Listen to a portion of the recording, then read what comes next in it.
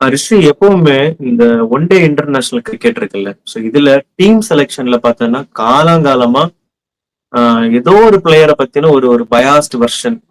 இவரை நல்ல ஒரு ட்ராக் ரெக்கார்ட் இருக்கும், பட் டீம்ல செலக்ட் ஆயிருக்க மாட்டாரு. பட் சில பிளேயர்ஸ் வந்து இப்போ ஒரு புவர் பர்ஃபார்மன்ஸ் கொடுத்துருப்பாங்க ஒரு ஒரு 2-3 கேம்ஸ்ல, பட் டீம்ல செலக்ட் ஆயிடுவாங்க. ஸோ இந்த மாதிரி இது காலங்காலமா நடக்கிற விஷயம் தான். ஏதாச்சும் ஒரு கிரிட்டிசிசம் இருந்துட்டே தான் இருக்கும். ஸோ அந்த விதத்துல இப்போ பிரசன்ட்ல இப்ப நடக்க போற ஆஸ்திரேலியன் டூர்ல 23 years old cricketer Harshit Rana அப்படின்றவரு செலக்ட் ஆயிருக்காரு, ரைட்? ஸோ இதுக்கு நம்ம ஃபார்மர் கிரிக்கெட்டர் ஸ்ரீகாந்த் கிருஷ்ணமாச்சாரி என்ன சொல்லியிருக்காருன்னா, இந்த செலெக்ஷன் அப்படின்றது purely influenced by Gautam Gambhir. So அவர் மூலியமா தான் இந்த இந்த பர்டிகுலர் இந்த ஹர்ஷித் ராணா இந்த டீமுக்குள்ள வந்து செலக்ட் ஆனாரு. மற்றபடி அவரோட பெர்ஃபார்மன்ஸ்லாம் ரொம்ப போரா தான் இருந்ததுன்ற மாதிரி ஒரு குற்றச்சாட்டு வைக்கிறாரு. இதுக்கு நம்ம farmer cricketer retired recently retired cricketer Ravichandran Ashwin என்ன சொல்றாருன்னா, இது வந்து முழுக்க முழுக்க இது வந்து ரொம்ப தப்பான ஒரு விஷயம். சோசியல் மீடியால நீங்க ஈஸியா சொல்லிட்டு போயிடலாம், ஆனா இது ஒரு கிரிக்கெட்டர் எந்த அளவுக்கு அவங்களோட மைண்ட் அஃபெக்ட் பண்ணுவோம் அப்படின்றது உங்களுக்கு தெரியாது. அவருமே ஈவன் தோ ஒரு 23 இயர்ஸ் ஓல்டு கிரிக்கெட்டர், அவருமே அவரோட பெர்ஃபார்மன்ஸை வச்சுதான் அவரும் செலக்ட் ஆயிருப்பாரு. ஸோ இதுல கௌதம் கம்பீருக்கு வந்து பெருசா ரோல் இருக்காது. சஜஷன் கொடுக்கலாமே தவிர செலெக்ஷன்ன்றது purely it is selection committee, ஓடிஐயோட செலெக்ஷன் கமிட்டி தான் இதை வந்து ஃபிக்ஸ் பண்றது அப்படின்ற ஒரு ஒரு வெர்ஷனை பேசுறாரு. ஸோ பேசிக்கலி இது இது வந்து ஏதாச்சும் இதுக்கு பின்னால ஏதாச்சும் ப்ராப்ளம் பிரச்சனை இருக்கா, இல்ல என்ன மாதிரியான இஷ்யூ? ஓகே, ஃபர்ஸ்ட் நான் வந்து யாருக்கு சப்போர்ட் பண்ணேன்னா கிருஷ்ணமாச்சாரி ஸ்ரீகாந்த் அவருக்கு தான் நான் சப்போர்ட் பண்றேன். கண்டிப்பா வந்து கௌதம் கம்பீரோட எஸ் மேன தான் ஹர்ஷித் ராணா இருக்காரு. எனக்கு இது எப்போ ரொம்ப டவுட் ஆச்சு பார்த்தேன்னா, ஆஸ்திரேலியாவுடைய ஒன் டே சீரீஸ்லையும் அண்ட் T20 சீரீஸ்லையும் 2 சீரீஸ்லையும் வந்து ஹர்ஷித் ராணாவை எடுத்திருக்காங்க. அண்ட் ஒன் டே சீரீஸ்ல வந்து பும்ராவை எடுக்கல, பும்ராவை எடுக்காம ஹர்ஷித் ராணாவை எடுத்திருக்காங்க. ஸோ இதுல காமன் சென்ஸ் எப்படி புரியுது பார்த்தீங்கன்னா, ஸோ பும்ராவை எடுக்காத சுச்சுவேஷன்ல ஆட்டோமேட்டிக்கலி ஹர்ஷித் ராணா முன்னாடி வந்துருவாரு, பிளேயிங் லெவல்ல வந்துருவாரு. ஸோ இது வந்து ஒரு ஆட்டோமேட்டிக் சாய்ஸா மாறிடும். ஸோ அதனால வந்து பும்ராவை எடுக்காம இருக்காங்களோ எனக்கு ஒரு கொஸ்டின் மார்க் வந்திருக்கு. செகண்ட் விஷயம் பார்த்தீங்கன்னா, கண்டினியூஸ்லி இப்போ ரீசென்ட்லி நடந்த எல்லா சீரீஸ்லயும் வந்து ஹர்ஷித் ராணா இருந்துட்டே இருக்காரு. பட் நிறைய பிளேயர்ஸ் வந்து பார்த்தோன்னா ஈவன் அவங்க வந்து ஐபிஎல்ல நிறைய ட்ராக் ரெக்கார்டு இருந்தா கூட நிறைய பிளேயர்ஸ் வந்து பார்த்தோம்னா ரீசென்ட்லி நடந்த சீரீஸ்ல எடுக்கல. ஸோ இதை தான் வந்து பார்த்தோன்னா ஸ்ரீகாந்த் வந்து கொஸ்டின் அரைஸ் பண்ணியிருக்காரு. ரவிச்சந்திரன் அஸ்வினும் வந்து பார்த்தோன்னா ஒன்ஸ் இனிஷியலி ஒரு கொஸ்டின் அரைஸ் பண்ணியிருந்தாரு. அதுக்கு பிறகு வந்து பார்த்தீங்கன்னா கௌதம் கம்பீர் சொன்ன விஷயம் தான் கரெக்ட். நம்ம வந்து பர்சனலி யாரையுமே ரொம்ப குற்றம் சாட்டக்கூடாது, அதாவது இந்த பிளேயர்ஸ் அஃபெக்ட் பண்ணும், அவங்க ஃபேமிலிஸ் பார்த்தா என்ன ஆகுறது, அவங்களுடைய ரிலேட்டிவ்ஸ் பார்த்தா என்ன ஆகுறதுங்கிறது மாதிரி ஒரு எமோஷனல் கனெக்ஷன் வந்து அவருடைய யூடியூப் சேனல்ல சொல்லியிருக்காரு. பட் ஹவர் மேபி கண்டிப்பா வந்து பார்த்தீங்கன்னா பயாஸ்ங்கிறது பயாஸ் தான், ஷுவர்லி அதுல மாற்றுக்கிறது கிடையாது. ஹர்ஷித் ராணா வந்து கௌதம் கம்பீரோட எஸ் மேன் இருக்காருங்கிறது வந்து எல்லாருக்குமே தெரிஞ்ச விஷயம் தான். இதனால பார்த்தீங்கன்னா நிறைய சீரீஸ்ல கண்டினியூஸ் எடுத்துட்டே வராரு. Even though lot of players are not selected in the team, even though they have very track record, but Harshit Rana வந்து கண்டினியூஸ்லி செலக்ட் ஆகிட்டே வராரு. ஸோ இதுதான் கொஸ்டின் மார்க்கா இருக்கு. இது இன்னொரு விஷயம் என்னன்னா, ஆஸ் எ கோச்சா கௌதம் கம்பீருக்கு ஒரு வைட் எக்ஸ்பீரியன்ஸ் இருக்கும். லைக் ஒரு ஆஸ்திரேலியன் டீம் என்ன மாதிரி இருக்கும், பிளேயர்ஸ் எப்படி இருப்பாங்க, அண்ட் ஒரு அந்த இப்போ விளையாட போற அந்த கிரவுண்டோட தன்மை எப்படி இருக்கும். ஸோ இது எல்லாமே வந்து ஒரு எக்ஸ்பீரியன்ஸோட தான் அவங்க வந்து ஒரு ஒரு கோச் அப்படின்ற நிலைமையில இருப்பாங்க, ரைட்? ஸோ அந்த விதத்துல இப்ப இந்த கோச்சுக்கு வந்து எப்படிப்பட்ட ஸ்ட்ராட்டஜிஸ் அந்த இடத்துல யூஸ் பண்ணணும் அப்படின்றது வந்து கண்டிப்பா தெரியும். அதை பேஸ் பண்ணி இந்த ஆளுங்களை வந்து இறக்கியாச்சுன்னா இந்த இடத்துல வந்து நம்ம கரெக்டா டேக்கிள் பண்ண முடியும் அப்படின்றது வந்து கண்டிப்பா அவங்க மைண்ட் ஒரு பிக்சர் இருக்கும். ஸோ மேபி அந்த விதத்துல வந்து அவர் ஒருவேளை பூம்ரா மாதிரியான பிளேயர்களை தாண்டி ஹர்ஷித் ராணா கிட்ட ஏதோ ஒரு விஷயத்த அவர் பார்த்திருக்கலாம்ல. ஸோ அதனால கூட அவரோட பரிந்துரையில வந்து அந்த பர்டிகுலர் நேம் இருந்திருக்கலாம்ல. அது ஏன் நம்ம அப்படி பும்ராவை தாண்டிங்கிறதே வந்து பாத்தீங்கன்னா ஒரு மிகப்பெரிய ஒரு கொஸ்டின் மார்க். இந்தியால வந்து பும்ரா தான் ஃபர்ஸ்ட் இந்தியால இப்ப இருக்கக்கூடிய பெஸ்ட் பவுலர் வந்து பும்ரா. லுக், வெஸ்ட் இண்டீஸ் டூர்ல வந்து பும்ராவை செலக்ட் பண்ணியிருந்தாங்க, எதுக்குன்னே தெரியல. மேபி அவருக்கு ரெஸ்ட் கொடுத்துருக்கலாம். கண்டிப்பா ஆஸ்திரேலியன் சீரீஸ்ல தான் அவர் வந்து தேவைப்படுறது மாதிரி எனக்கு தோணுச்சு. ஆஸ்திரேலியன் சீரீஸ் வந்து பாத்தீங்கன்னா பும்ரா கண்டிப்பா தேவைப்படும். இந்த சுச்சுவேஷன்ல ஹர்ஷித் ராணா செலக்ட் பண்ணிருக்காங்கிறது ஒரு கொஸ்டின் மார்க்கா இருக்கு. ஸோ ஹர்ஷித் ராணாவை நான் இனிஷியலி சொன்னேன், ஹர்ஷித் ராணாவை செலக்ட் பண்ணி பும்ராவை செலக்ட் பண்ணாம இருக்கும்போது ஹர்ஷித் ராணா ஆட்டோமேட்டிக்லி செலக்ட் ஆகுது. அண்ட் அதே மாதிரி நிறைய ட்ரோல் பண்ணிட்டு இருக்காங்க. எப்பயுமே வந்து ஹர்ஷித் ராணா செலக்ட் ஆகுறதுனால மேபி ஃபியூச்சர்ல வந்து அவர் வைஸ் கேப்டனா செலக்ட் ஆயிடுவாங்கிறது மாதிரி ட்ரோல் எல்லாம் பண்ணிட்டு இருக்காங்க. இது வந்து ஒரு பர்சனலி அவரை வந்து ரொம்ப பிளேம் பண்றது. பட் நீ எல்லா செலெக்ஷன் இதுல வந்து பாத்தீங்கன்னா ஹர்ஷித் ராணா செலக்ட் பண்ணிட்டு இருக்காங்க. அண்ட் பிளஸ் செகண்ட் விஷயம் ரொம்ப ரொம்ப இம்பார்ட்டன்ட்னா அஜித் அகாகர் வந்து முகமது ஷமி அந்த பவுலரை செலக்ட் பண்ணாம இருக்காங்க. அதற்கு ஒரு ரீசன் சொல்லியிருக்காரு. அதாவது முகமது ஷமி வந்து ஃபிட் ஆகல, ரெடி ஆகலைங்கிறதுக்கான ஒரு ரீசனை சொல்லியிருக்காரு. பட் முகமது ஷமிட்ட கேட்கும்போது அவர் என்ன சொல்லியிருக்காருன்னா, நான் ரெடியா தான் இருக்கேன், நான் ஃபிட்டா தான் இருக்கேன், ரஞ்சி ட்ராஃபில விளையாடிட்டு தான் இருக்கேன் அப்படிங்கிற ரீசனை சொல்றாரு. ஸோ முகமது ஷமியை ஒமிட் பண்ணிட்டு ஹர்ஷித் ராணாவை எடுக்கும்போது ஸ்டில் டிஃப்ரெண்ட் கொஸ்டின்ஸ் அரைஸ் ஆகுது. ஏன் முகமது ஷமி எடுக்கல? முகமது ஷமி வந்து ஒரு 1 இயர் பிஃபோர் வந்து இந்தியாவோட பிரீமியம் பவுலரா இருந்தாரு. முகமது ஷமி, முகமது சிராஜ் அண்ட் பும்ரா இந்த 3 பேரும் பிரீமியம் பவுலரா இருந்தாங்க. இப்போ எதனால வந்து இந்த பவுலர்ஸ் எல்லாமே தாண்டி ஹர்ஷித் ராணாவை எல்லா கேம்லயும் ஸ்விட்ச் பண்றாங்கிறது வந்து ஒரு கொஸ்டின் மார்க்கா இருக்கு. ஓகே, அதுல கடைசியா அந்த அஸ்வின் அவர்கள் பேசும்போது ஒரு விஷயம் சொல்லியிருந்தாரு. இதே மாதிரி நாளைக்கு உங்க பசங்களையும் நிறைய பேர் கமெண்ட் பண்றதுக்கான வாய்ப்பு இருக்கு அப்படின்ற மாதிரி சொல்லியிருந்தாரு. பிகாஸ் உனக்கு தெரியும், ஸ்ரீகாந்த் அவர்களோட 2 பசங்களுமே கிரிக்கெட்டர்ஸ் தான். இப்போ இல்ல, அவங்க ஃபார்ம்ல இல்ல. பட் மேபி இப்ப அவங்களும் கிரிக்கெட்டர் மாதிரி சச்சின் டெண்டுல்கரோட பையன் எல்லாருமே இப்ப நமக்கு வந்து கிரிக்கெட்ல வந்தாலுமே அவங்களோட பர்ஃபார்மன்ஸ் அப்படின்றது வந்து பெரிய அப்படி வந்து சொல்லும்படியான ஒரு பர்ஃபார்மன்ஸ் எல்லாம் இல்லை. பட் இதெல்லாம் பார்க்கும்போது நமக்கு வந்து நெப்போட்டிசம் அப்படின்ற ஒரு விஷயம் இங்க பிளே ஆகுது அப்படின்றது நமக்கு வந்து எனக்கு பர்சனலா தோணுது. இப்ப உனக்கு அந்த மாதிரி ஏதாவது எப்பயாச்சும் தோணிருக்கா?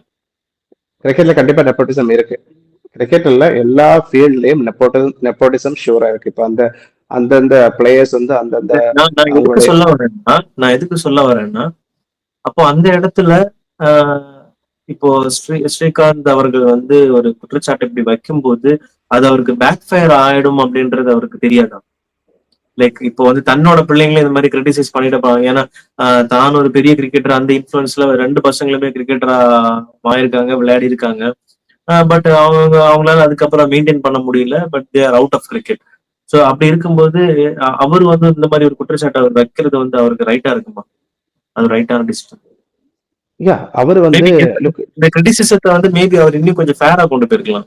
அஸ்வின் அவர்கள் சொன்ன மாதிரி ரொம்ப வந்து ஒரு தாக்கி பேசாம அவருக்கு என்ன பெர்ஃபார்மன்ஸ் இருந்துச்சு, ஏன் அவரை செலக்ட் பண்ணாங்க அப்படின்றத வந்து இன்னும் கொஞ்சம் கூட ஃபேரா எடுத்துட்டு போயிருந்தா மேபி இது வந்து ஒரு பெரிய ஒரு டிபேட்டபிள் டாபிக்கா மாறி இருக்காது அப்படின்றது என்னோட தாட். என்ன பொறுத்த வரைக்கும் நான் என்ன சொல்றேன்னா, காலிங் ஸ்பேட் டு ஸ்பேட். அதாவது ஒரு விஷயத்த வந்து யதார்த்தமா உண்மையா பொய்யாங்கிறத சொல்றதுக்கு யாராச்சும் ஒரு ஆள் வேணும் கண்டிப்பா.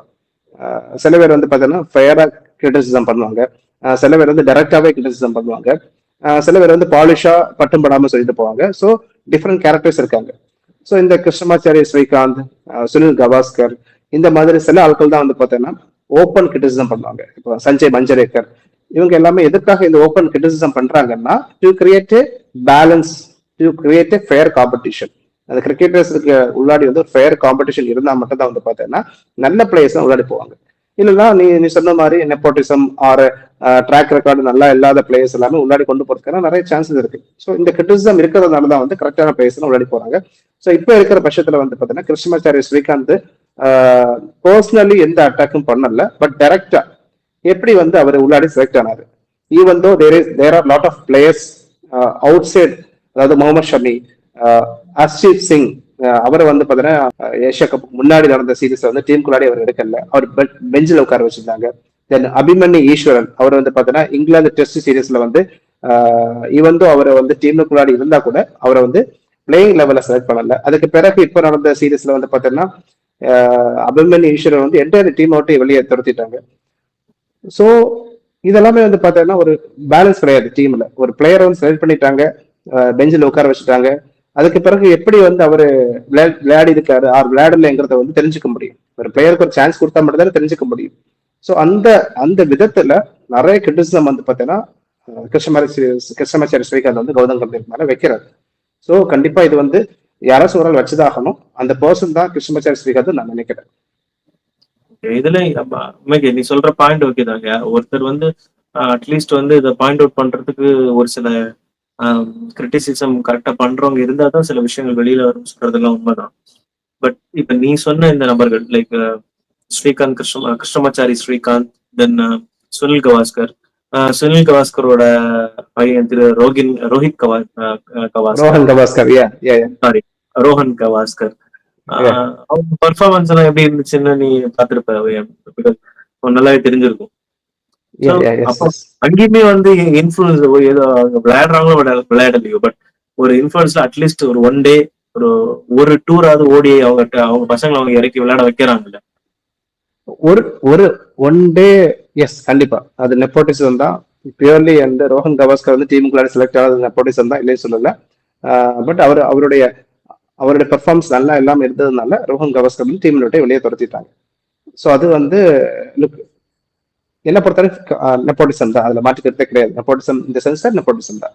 இப்ப இருக்கக்கூடிய சுச்சுவேஷன்ல வந்து இந்த செலக்ஷனை தான் வந்து அவங்க எல்லாருமே குற்றச்சாட்டு சொல்றாங்களே தவிர பெர்ஃபார்மன்ஸ் பேஸ்ட் நிறைய பிளேயர்ஸ் எடுக்காம இருந்து இவர் எந்த பெர்ஃபார்மன்ஸ் பண்ணியிருக்காரு, இதனால வந்து இவரை மற்ற பிளேயர்ஸை விடவும் இம்பார்ட்டன்ஸ் கொடுத்து செலக்ட் பண்ணிருக்கீங்கிற ஒரு கொஸ்டின்ஸ் தான் ரைஸ் பண்றாங்க. நான் சொல்றது புரியுது உனக்கு? ஸோ முன்னாடி வந்து நெப்போட்டிசம் இருந்திருக்கு, அதையும் கொஸ்டின்ஸ் கேட்டிருக்காங்க, அதையும் கிரிட்டிசிசம் பண்ணியிருக்காங்க. கிரிட்டிசிசம் பண்ணதுனாலதான் வந்து பாத்தீங்கன்னா நிறைய பிளேயர்ஸ் வந்து வெளியே போயிருக்காங்க. இப்போ வந்து பாத்தீங்கன்னா சர்டன் பிளேயர்ஸ் வந்து எஸ்மேன் இருக்கிறதுனால, அதாவது கோச்சுக்கும் கேப்டனுக்கும் எஸ்மேன் இருக்கிறதுனால அந்த பிளேயர்ஸ் வந்து ஆட்டோமேட்டிக் சாய்ஸா உள்ளாடி எடுக்கிறாங்க. ஸோ அதை வந்து கண்டிப்பா கிரிட்டிசிசம் பண்ணணும்னு தான் நான் நினைக்கிறேன். ஓகே. ஸோ வரும் காலங்கள்ல வந்து லைக் இது என்ன பேஸ்ல இந்த டீம் செலக்ஷன் நடக்குது அப்படின்றதுலாம் நமக்கு பெருசா தெரியாது. பட் இருந்தாலும் இப்போ பொதுவா கேம்ஸை பொறுத்த வரைக்கும் வந்து ஒரு கிரைட்டீரியா, இந்த கிரைட்டீரியா பேஸ் பண்ணிருக்கு. லைக் அவங்களோட ஒரு 1 year ட்ராக் ரெக்கார்ட், இல்ல அவங்களோட run rate, what ever it maybe. So ஒரு ஸ்கேல் அப்படின்ற ஒரு டிரான்ஸ்பரண்ட் ஸ்கேலா வச்சாங்க அப்படின்னா ஒரு ஃபேர்னஸ் இருக்கும்ல. அதுல நான் சொல்றது எப்படின்னா, இது வந்து பிசிசிஐக்காக சொல்றேன். Yeah look, first of all நீ வந்து யாருமே ஒரு விஷயம் சொல்லியிருந்த அஸ்வினை சப்போர்ட் பண்ணி நீ சொல்லியிருந்த நினைக்கிறேன். லுக், அஸ்வினே வந்து பார்த்தேன்னா ரவிச்சந்திரன் அஸ்வினே வந்து பார்த்தீங்கன்னா முன்னாடி வந்து ஆர்சிபி பவுலர்ஸை பத்தி நிறைய விஷயங்கள் வந்து கிரிட்டிசிசம் பண்ணியிருந்தாரு. அந்த பவுலர்ஸ் எல்லாம் வந்து கரெக்டான பவுலர்ஸே கிடையாது, ஏன் இப்படி பவுலர்ஸை சூஸ் பண்றாங்க, பெர்ஃபார்மன்ஸ் இல்லாத பவுலர்ஸ் ஏன் சூஸ் பண்றாங்கிறத ஒரு ரொம்ப அழகான மட்டும் கிடையாது, ரொம்ப தீவிரமான கிரிட்டிசிசம் ரவிச்சந்திரன் அஸ்வினே பண்ணியிருந்தாரு. ஸோ இப்போ வந்து பார்த்தீங்கன்னா ரவிச்சந்திரன் அஸ்வின் அப்படியே மாத்தி சொல்றாரு. ஸோ ஒரு ஹிப்போக்ரட்டா இருக்காரு, புரியுதுல்ல? அதாவது அவரே முன்னாடி வந்து கிரிட்டிசிசம் பண்ணியிருந்தாரு. ஸோ இப்போ வந்து பார்த்தீங்கன்னா எனக்கு என்ன ஃபீல் ஆகுது, ரவிச்சந்திரன் அஸ்வினுக்கு வந்து பிசிசிஐக்கு முன்னாடி ஏதாச்சும் ஒரு ஜாப் வாங்கணும்னு நினைக்கிறாரு எனக்கு ஃபீல் ஆகுது. ஸோ அதனாலதான் கௌதம் கம்பீருக்கு சப்போர்ட் பண்றாரு நினைக்கிறேன். மேபி இருக்கலாம். ஸோ இருக்கலாம் இல்லையா? நீ என்ன நினைக்கிற? எனக்கு என்ன தோணுதுன்னா, maybe he liked the criticism, but the person who criticized அப்படின்றது அங்க மேட்டர் ஆயிடுச்சு அப்படின்றது எனக்கு தோணுது. யா இருக்கலாம், மேபி அங்க ஏதாச்சும் ஒரு பிரச்சனை இருக்கலாம், ஒரு ஈகோ கிளாஷ் இருக்கலாம் மேபி. ஏன்னா யூடியூப்பை பொறுத்த வரைக்கும் பார்த்தீங்கன்னா தமிழ்ல பொறுத்த வரைக்கும் ரவிச்சந்திரன் அஸ்வினோட சேனல்ல நிறைய பேர் பாக்குறாங்க, தென் பீடாக் அவரோட சேனல்ல நிறைய பேர் பாக்குறாங்க, தென் சிக்கி சிக்கா, இந்த மாதிரி ஒரு 3 சேனல்ஸ் தான் வந்து கிரிக்கெட்ல இருக்கு. ஸோ ஒரு கிருஷ்ணமாச்சாரி ஸ்ரீகாந்தை பொறுத்த வரைக்கும் எல்லாமே டைரக்டா சொல்லிடுவாரு, கரெக்டா ஹானஸ்டா சொல்லிடுவாரு. பீடாக் ஆல்சோ வந்து பார்த்தீங்கன்னா ஹானஸ்டா சொல்லிடுவாரு. ரவிச்சந்திரன் அஸ்வின் வந்து பார்த்தீங்கன்னா பட்டும் படாம சொல்லியிருப்பாரு. சில விஷயத்துல வந்து பார்த்தீங்கன்னா பட்டும் படாம தொடாம அப்படி சொல்லியிருப்பாரு. ஸோ மேபி இதுல வந்து அவர் எஸ்கேபிசம்ங்கிற விஷயத்த வந்து பயன்படுத்துறாரு எனக்கு தோணுது. லுக், அவர் இதனால அப்படி சொல்றாரு எனக்கு தெரியல. இப்ப நீ வந்து ரவிச்சந்திரன் அஸ்வின் அவர் வந்து இந்த விஷயத்த சொன்னதுக்கு அப்புறம் அவருடைய அந்த வீடியோல கீழே கமெண்ட்ரி செக்ஷன் ஃபுல்லா பார்த்து நமக்கு தெரியும். எல்லாருமே வந்து பார்த்தீங்கன்னா கிருஷ்ணமாச்சாரி ஸ்ரீகாந்த் தான் சப்போர்ட் பண்ணிருப்பாங்க. பட் பிகாஸ் மக்களுக்கு தெரியும், சோசியல் மீடியா மட்டும் கிடையாது, அகாக்கரோட பேச்சை பார்க்கும் போதும் முகமது ஷமியுடைய பேச்சை பார்க்கும்போதும் அண்ட் கிருஷ்ணமாச்சாரி ஸ்ரீகாந்தோட பேச்சை பார்க்கும்போதும் பி டாக் இவங்களோட பேச்சை பார்க்கும்போது பீப்புளுக்கு தெரியும் எங்க பிரச்சனை நடந்திருக்குங்கிறது வந்து மக்களுக்கு தெரியும். So people are responding to that. மக்கள் ஆட்டோமேட்டிக்கலி ரெஸ்பாண்ட் பண்ணுவாங்க. ஸோ எல்லாரோட ஒப்பீனியனும் ஆல்மோஸ்ட் சேமா இருக்கும்போது நமக்கு இதுல உண்மை ஒரு புலப்படுது இல்ல, ஓகே இதுதான் உண்மைங்கிறது புலப்படுது இல்லையா? ஸோ அதுதான் நான் சொல்ல வருது. அண்ட் நீ நேரவே கேட்ட கொஸ்டின் என்ன பார்த்தீங்கன்னா, கண்டிப்பா செலெக்ஷன் கிரைட்டீரியா வந்து இந்தியன் கிரிக்கெட்ல இருக்கு. இப்போ T20 பொறுத்த வரைக்கும் பார்த்தீங்கன்னா ஐபிஎல் மேட்ச்ல இருந்து தான் செலெக்ஷன் கிரைட்டீரியா எடுக்கிறாங்க. ஐபிஎல்ல நல்லா பர்ஃபார்ம் பண்ணக்கூடிய பிளேயர்ஸை வந்து T20 எடுக்கிறாங்க. அண்ட் அதே மாதிரி 50 ஓவர்ஸை பொறுத்த வரைக்கும் டொமஸ்டிக்ல நிறைய மேட்சஸ் நடக்குது. அதுல நல்லா பர்ஃபார்ம் பண்ற பிளேயர்ஸை வந்து டீம்ல எடுக்கிறாங்க. அண்ட் அதே மாதிரி ரஞ்சி டிராஃபில நல்லா விளையாடக்கூடிய பிளேயர்ஸ் வந்து டெஸ்ட் கிரிக்கெட்ல எடுக்கிறாங்க. ஸோ இப்படி செலெக்ஷன் கிரைட்டீரியா இருக்கு. பட் ஸ்ரேயஸ் ஐயர் வந்து எல்லா விதமான பெர்ஃபார்மன்ஸ் பண்ணதுக்கு பிறகும் ரீசெண்ட் நடந்த ஏஷியா கப் கிரிக்கெட் போட்டியில ஸ்ரேயஸ் ஐயரை எடுக்கல. அதுவே ஒரு மிகப்பெரிய ஒரு கிரிட்டிசிசம் இருந்துச்சு.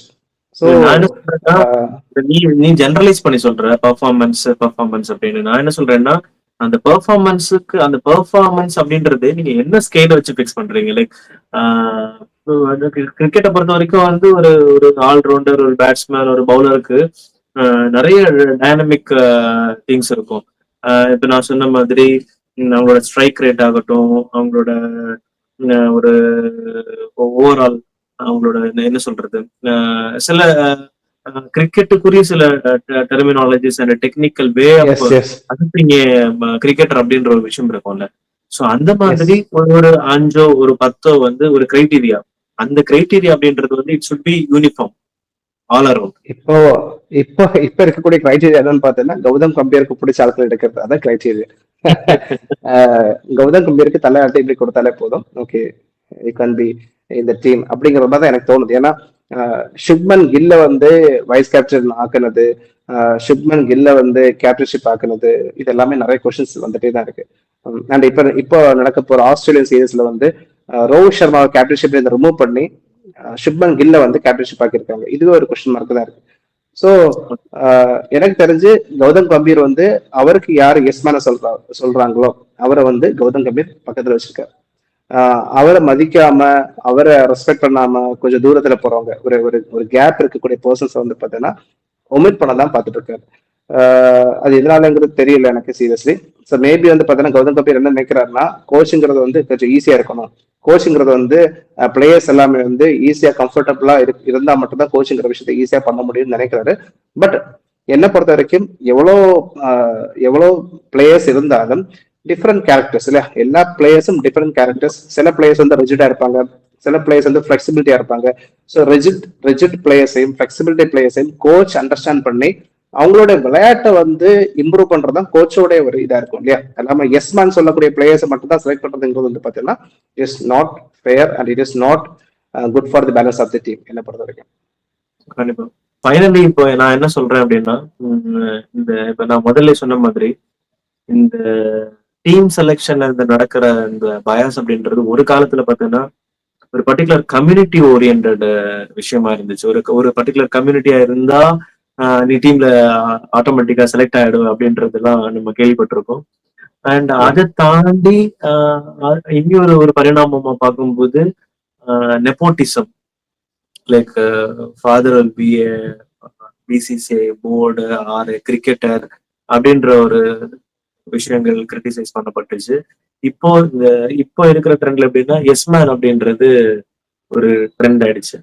ஸோ மேபி இந்த விஷயங்கள் எல்லாம் வந்து கொஞ்சம் கொஞ்சமா மாறி அந்த ஒரு game should be a game அப்படின்ற இந்த பொலிட்டிக்ஸ்ன்ற விஷயம் எல்லாம் கேம்ல இல்லாம இட்ஸ் ஷுட் பி பியூர் கேமா இருந்தாதான் இன்னும் அந்த கேமோட ஸ்பிரிட் இன்னும் அதிகமாகும் அப்படின்றது